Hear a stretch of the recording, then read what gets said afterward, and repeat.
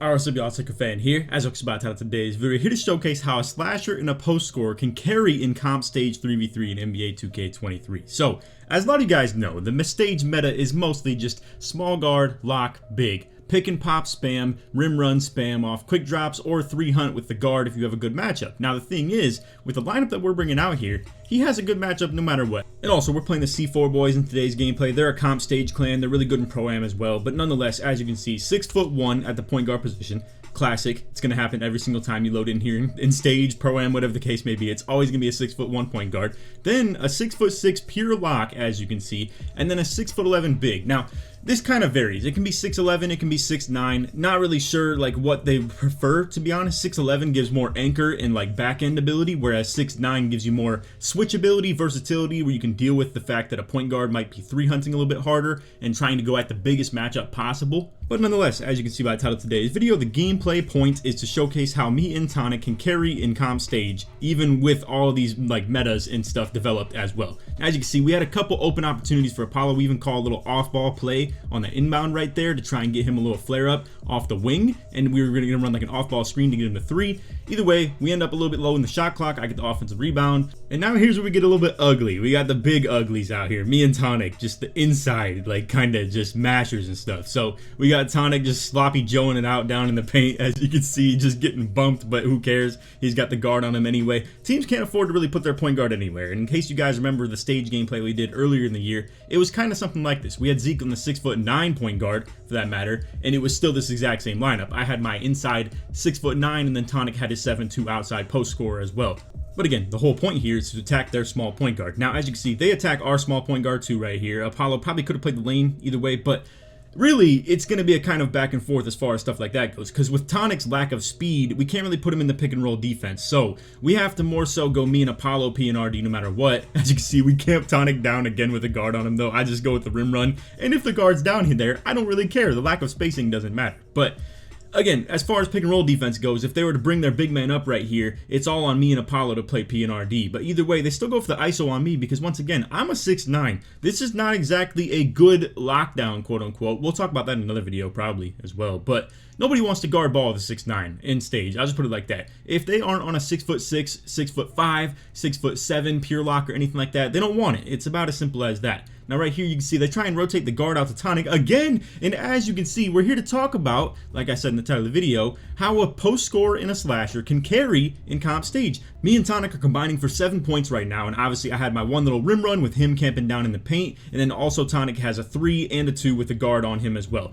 And as you can see, we're chasing that. I'm not gonna lie, the fact that that's open is a little bit disappointing, but either way, we get a stop. And just as far as the size goes, as you can see, like I'm still able to kind of close the gap right here. I guess to be fair, I was a little bit behind him. If I had just slightly adjusted my defense to play a little bit further back right here, I would have got a really good contest likely. But either way, we got Tonic to drop for the rebound every time, and this is easy, and I can depend on the fact that we have a 7'2" gigantic big man on the court that not many teams really can afford to do. Yes, they have a 6'11", but most teams, for that matter, even keep a 6'9" on the court as far as the big goes. So they are a little bit undersized at all times, and as you can see, with Tonic getting position on that rebound, I'm golden to run on the break right here. And because I'm the one guarding a point guard, and the fact that obviously that means that he's the furthest guy back because he takes the shot and I'm guarding him, which means I am out as early as possible, and he is the only person who can guard me. So if teams miss, that's a guaranteed free 2 on a fast break every single time. That's a 5 to 4 point swing every single time they're not going to make that shot right there.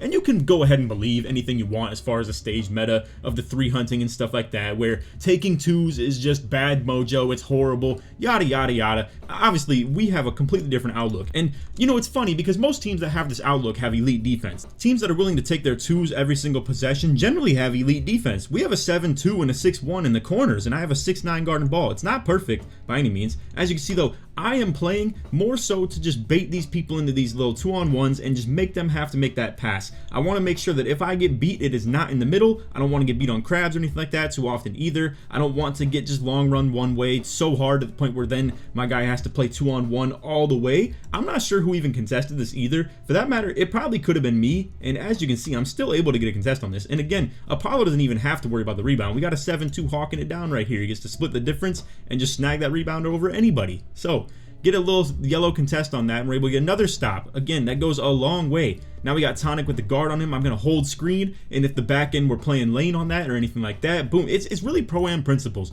We're bringing pro-am to stage, and it's hilarious to see as well. But again, if they're gonna play high on this stuff, I'm just holding the screen. Yeah, I could slip right here, but we have Tonic with a guard on him too. So this gives us the ability to 3-hunt a little bit, where Apollo could really come across these screens, whether it's right or left of it, and hunt that 3 really hard. And if Tonic's on the cut like this, and the guard, it doesn't just stay up and like blitz Apollo or something, what can he do? He can't really do anything. And you're probably asking yourself, well, why do they even put the point guard on Tonic in the first place? Well, their thought process here is that they probably only give up 2s by doing so. Now, if they put him in pick and roll, we could ISO their point guard that probably has no defense. The chances are, when you play against this stage stuff, people generally come out here with the 48 prim D, 0, 0, 0, 0, 0 on everything else for defense. And obviously that leads to the fact that he should be scoring at a pretty elite rate right here. I mean, the dude has like 97 3-pointer, 96 ball handle, 94 acceleration, all that crazy stuff. You got quick drops, all that. And again, the way I see things is, if I can hold this point guard to generally about, I would say 80%, 70% efficiency rate, our offense should be firing out all cylinders, because we have 3 offensive matchups that we can put anywhere, whereas these guys have like 1.5. They got a pure lock that can't do anything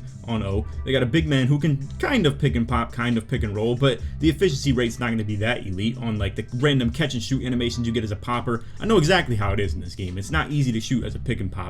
And then also, if their point guard can just get held in check, what do they got on offense otherwise? Also, to come back to defense one last time too, my thought process here is that low-key, we could ideally end up with Apollo on the left side of the screen right here, and whenever the big man slips down, he could just bail out over to the corner here, and if Tonic's late, oh well, we give up the free slip. But essentially what I'm thinking we could do, if I wall off this side really, really hard, then I could just push him this way a little bit more, and it'd be a closer rotation for Apollo.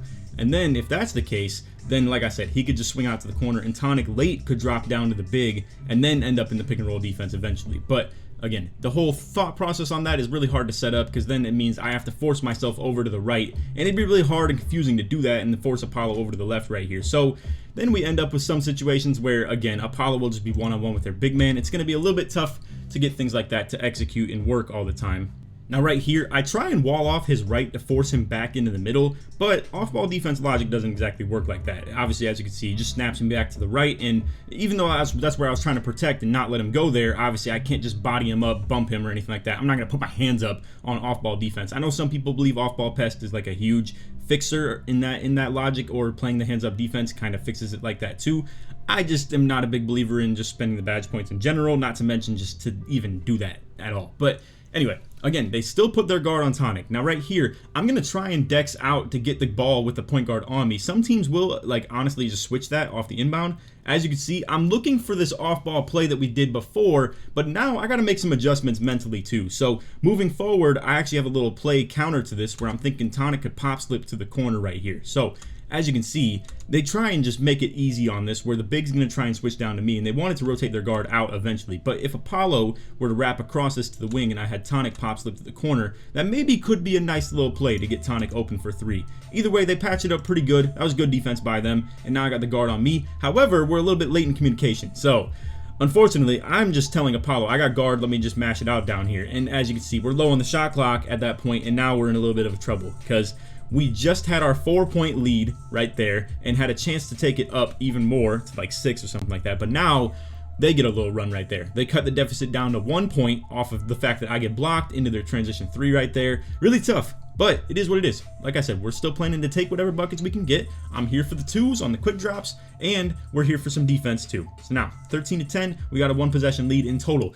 This is where I feel comfortable. If we have less than this, it's a little bit tough sometimes with my build, where obviously people could kind of just 3-up and not let us get 3-pointers. But either way, it all comes back to, can you play defense? We got to play some defense to get some stops right here, and anything that we can do to get a stop is good enough. Now, 2s are neutral. We can generally get pretty good 2s every time we come down the court. It is what it is. And, you know, it's funny. This is how just stage works in general. It's a really bad set of gameplay, to be honest with you. I mean, nothing compares to Pro-Am as far as this stuff goes. But, as you can see, Tonic with guard on him. Guard's tripping again, man, and he's got no defense, no prim D, no nothing. Like, literally 40 on that stuff. No challenger or anything. So, he can't really afford to sleep at all, because Tonic's going to shoot over those too. And, as you can see, we get the 3 to go right there. And keep in mind the title of the video as well. How a slasher in a post score can carry in comp stage has been the whole point of this video entirely.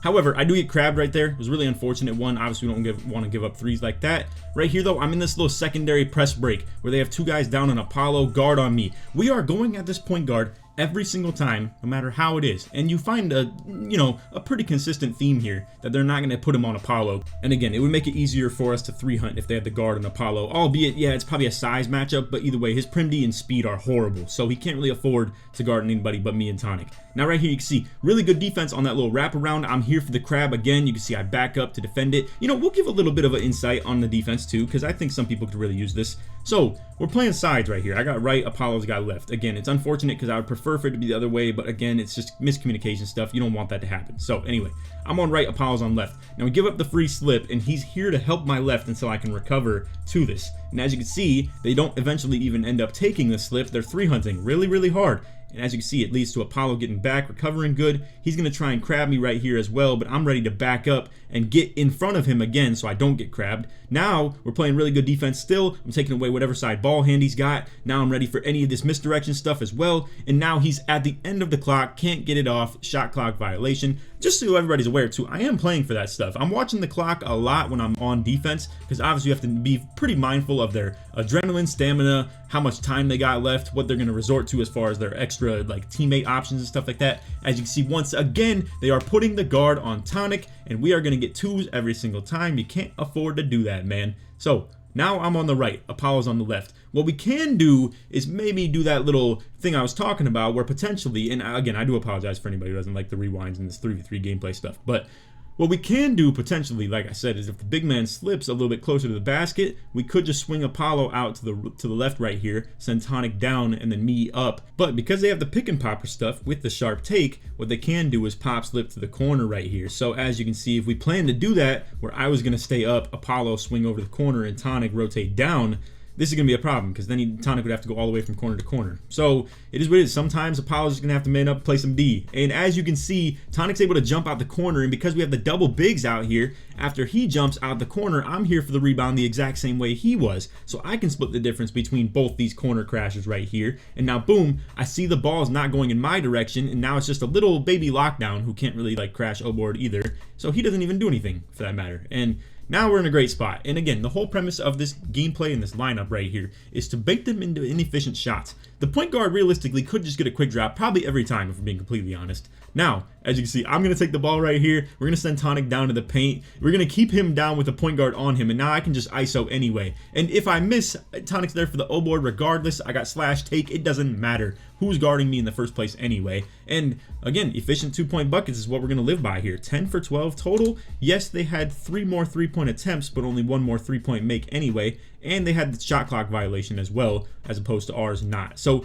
the one possession that we missed out on entirely was the one where Apollo dumped it down to me and I was planning to mash him and we got blocked on. Obviously, he missed a 3-pointer as well, but I believe I got an offensive rebound off it anyway. So we only missed out on 1 possession in total. And again, the constant meta would lead you to believe there is no reason, there's no way in any existence that a slasher and a post scorer will come out here and actually play good against comp stage 3v3 players, because all it is 2-point shots. Nobody wants the 2-point shots in the first place. It's like the NBA. Nobody wants this Joel Embiid. I know he's doing it now, I do understand, but nobody wants like a Shaq or a Kareem that's doing like post up, just efficient 2-point buckets constantly. Obviously Embiid's still providing some pick and pop spacing options and stuff like that too, but my point is nobody wants the 2-point attempts, yet here we are with literally 9 of them as opposed to their 3 2-point attempts. So again, all of that really leads to efficient baskets, and if you can play good enough defense and bait them into semi-contested shots, whether it's open fades, people will still miss that stuff occasionally. Shooting in stage is actually pretty hard, according to Apollo. That man was struggling to get his shot timing down in here after all the other gameplays we had too. I will bring you guys more stage gameplay if you would like it though. This has been really fun, and as Apollo continues to learn how to like play in here as well, we're gonna really develop to have some fun in this stuff. And I need to figure out some defense too. It's really helping my defensive stick skill as well to guard these PGs with a whole court to themselves. No help defense, no nothing. It's extremely hard to play defense in stage as opposed to Pro-Am. Pro-Am is a cakewalk for defense. It's such a congested court. There's no spacing at all for a point guard to run around the 3-point line or anything like that, especially if you're going 5 out. If you're in 5 out, that's spacing hell on the perimeter, man. That's tough for you to really like work those outside areas and do anything besides rim run. But anyway, if you guys are interested in it, I would love to keep on posting the stage gameplays. I will have more like of me actually being involved. I know like obviously this one was just more pick and roll on the cuts, fast break, stuff like that. So my 10 points wasn't really 10 points or anything like that. But if you want to see another alternative lineup, I have an idea where maybe I could bring a lock instead of Apollo 2, and it could be me and Tonic. But if we have 2 locks, we could just play sides everything, and I could just ISO in stage for the most part. And I would still, I think, try and do it on this build too. I don't know if I'd even want the shooting build. I want to be a little bit different, but at the same time, I would still need some defense and rebounding as well. And just to play by that logic, I think this is what I'd want to do. So I have an idea to maybe do that, where we could go with literally like 2 lockdowns and then Tonic as a post scorer as well. And the lockdown could probably still dominate the guard anyway too. So they would likely still put the guard on Apollo, or like, you know, if the lock was in this spot, and we would just backdoor him and stuff like that too. Still live by the efficient 2-point shots that we're talking about, but maybe upsize Apollo to make it a little bit more comfortable to run defense, and put a pure lock right here and have me as our secondary defender. But anyway, let me know if you guys are interested in this stuff. If you don't really want to see any more stage gameplay, just let me know. I'm sure we'll get into the Pro-Am very, very soon. The Hall of Fame League starting up in probably a couple days or so. I know they delayed the start of the regular season again, but it is what it is. It'll probably be like within at least a week or so. But we'll be posting a lot of Pro-Am. I would like to mix some stage in there too. Maybe even some rec gameplay, to be honest. I'm finding a lot of new ways to have fun on the game, and this is definitely one of them. We netted plus 90k on this stage run that we did with me, Apollo, and Tonic. We lost 1 game out of like 14, and we were playing on the 10k, 5k consistently. But anyway, that is all for video. Hope you all enjoyed. If you made it to the end of the vid, put C4 in the comments so it's Sportsman all the way through. I hope they don't take that as disrespect or anything, but I appreciate you guys watching to the end. And if you did, like I said, feel free to drop a like, sub if you're new to notice, all good stuff. On that, take it, man. Peace.